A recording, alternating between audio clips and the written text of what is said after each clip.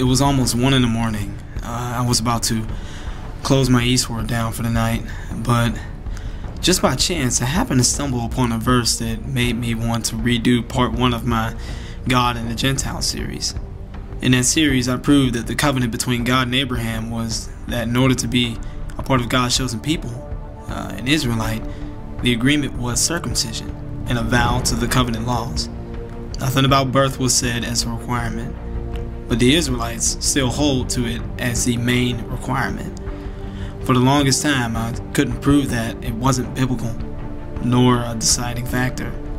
This act included anyone who wanted to be an Israelite. God told Abraham to circumcise his whole house, including his Gentile servant. I've proven that in my video. The verse said if they did not do this, God said they would be cut off from being his people. Later I showed Moses receiving laws from God, stating that if any stranger wanted to partake in the Passover in the book of Exodus, that they had to be circumcised, and then they could partake. So the verse said that they would be as one born in the land. Basically, they had to become a Jew if they wanted to partake in Passover. But since that verse never said they became a Jew, the Israelites never really agreed to my conclusion, despite it saying as one born in the land. The covenant was so important, so binding, so crucial that in Exodus 12, God chased Moses and tried to kill him, until Zipporah and his wife finally circumcised his son to save her husband. After that, God stopped this pursuit. God even kept an entire army at bay while Joshua circumcised the Gibeonites, a 3-week process of healing time, vulnerable to his enemies, but they did not attack.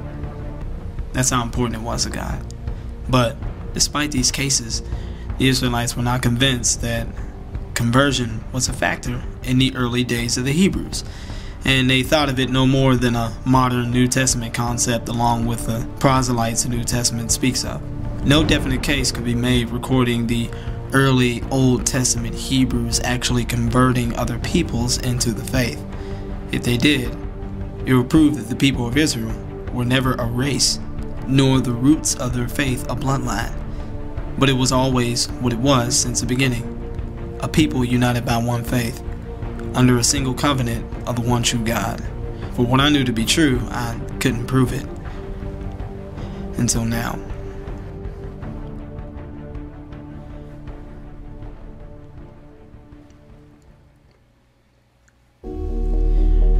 We're going to jump to the book of Esther, and we're going to go to basically the 8th chapter, verses 15 through 17.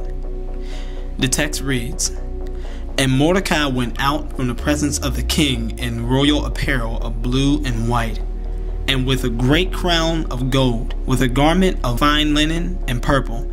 And the city of Shushan rejoiced and was glad. The Jews had light and gladness and joy and honor, and in every province and in every city, wheresoever the king's commandment and his decree came.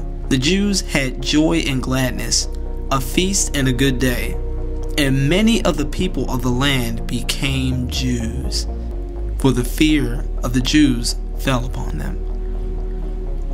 Well, from there, I decided to look up the word became. I looked up, basically I just translated it from the exact verse. And what I found was the whole phrase of became Jews was an entire word. It's an entire phrase. The phrase was Yahad, Judaize, word H3054. Yahad, it was a denominative from a form corresponding to H3061. To Judaize, that is, become Jewish, become Jews. The concept was real. Even the early Hebrews practiced it. So it's overwhelmingly abundant to confirm that when they say they can become as one born in the land, it's safe to say that they can become Jews.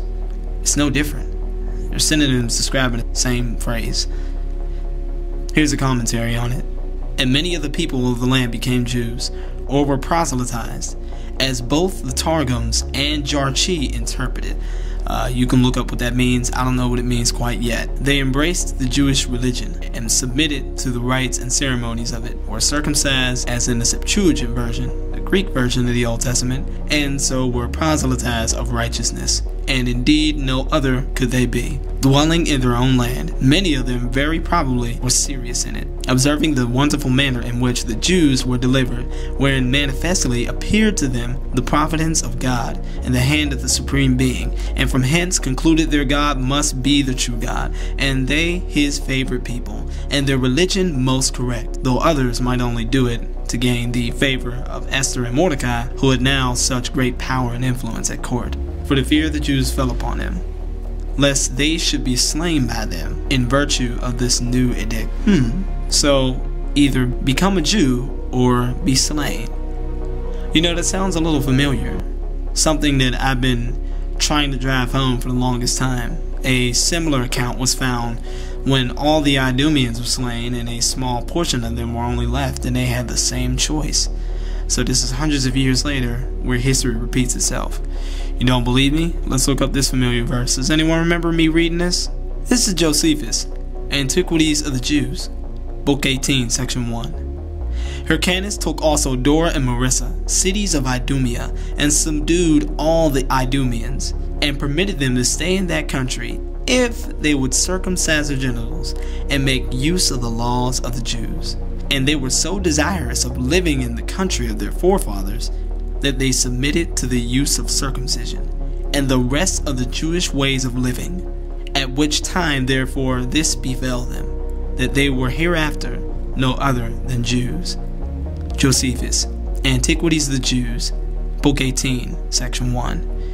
He's basically commentating on the Acts of the Maccabee accounts. There's a wonderful video done by a brother who will break it all down for you. Prophet 613 Classics, that's his YouTube account. I forget what the video is called, but I'll just put a link of it in the description here. You can go ahead and look, and he breaks it all down. He breaks down every single verse for verse that's found in the book of Obadiah, and those same accounts can be found happening in the Maccabee accounts. You know, they talk about a city was bursting a flame, or the house of Joseph would be, burst a flame, and he'll jump to the Maccabee accounts and it will say that. It's safe to say that yes, the Amos 9:12 has happened. They possessed the remnant of Edom. They possessed them by absorbing them into the Jewish family. So if you will want to look for Edomites, you would have to look for Jews. They became Jews. That's why there's no more Edomites. I keep trying to tell everyone this, but they wiped them out. Ezekiel spoke about it. Isaiah spoke about it, how they would be no more. Their race would be no more. And that would be it. And when it came to the Maccabean revolt, that's exactly what happened. Anyway, let's move on to another familiar verse. Does anyone remember this verse in my covenant series? Exodus chapter 12, verse 48. And when a stranger shall sojourn with thee, and will keep the Passover of the Lord, let all his males be circumcised, and let them come near and keep it, and he shall be as one born in the land, for no uncircumcised person shall eat thereof. This is one more commentary on Esther. One good effect of this deliverance was that many of the people of the land that were considerate, sober, and well inclined became Jews, were proselyted to the Jewish religion. This also confirms one thing, that the fact that you cannot find one word, which is a proselyte, in the Old Testament, but it's everywhere in the New Testament, confirms that they actually did convert people, and they were hereafter none other than Jews. It was only in the New Testament that they decided to call the people proselytes instead of calling them Jews or the Jewish brothers and sisters. And I already explained that by God in the New Testament series. I mean, it's no surprise that after having your religion almost taken away from you, it's no wonder that they begin to say, alright, well, let's just call them proselytes. So it's safe to say that that's one of the main reasons why they started calling people proselytes instead of Jews. So that's basically a chronological answer. This all makes perfect sense according to the timelines of history.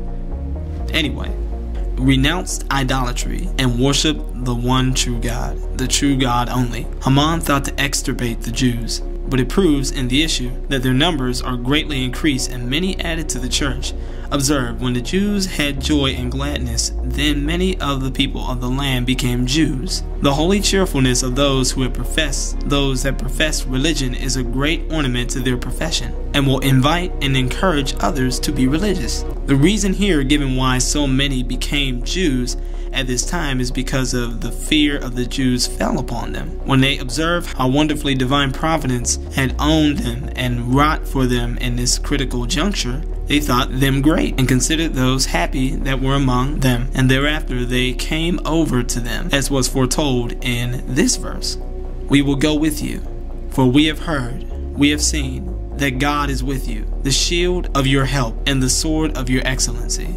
Also, something similar in this verse has happened here too. When the church prospers and is smiled upon, many will come to it that will be shy of it when it is in trouble. They thought them formidable and considered those miserable that were against them. They plainly saw in Haman's fate that if any offered injury to the Jews, it was at their peril, and therefore, for their own security, they joined themselves to them. It is folly to think of contending with the God of Israel, and therefore it is wisdom to think of submitting to him. So, what does this lead this word, this one little phrase here? I translated the text, and this is the only word I have. Became Jews, and it translated as Judaize. So, I actually looked up at least what Webster's would say. Now, I know a lot of black Hebrew Israelites, they love Webster's, but I don't. I like what the Greek and Hebrew says, but I already looked that up. So I decided to look up what Webster says, and even Webster's end up saying that it was to conform to religious doctrines and rites of the Jews. They prevailed on the Galatians to Judaize so far as to observe the rites of Moses in various instances. Just in case this was all too good to be true, I checked my glossary of Jewish terminology, one of my 24 Bible dictionaries I have on my eSword, and basically this is what it had to say. You can check it on the next video.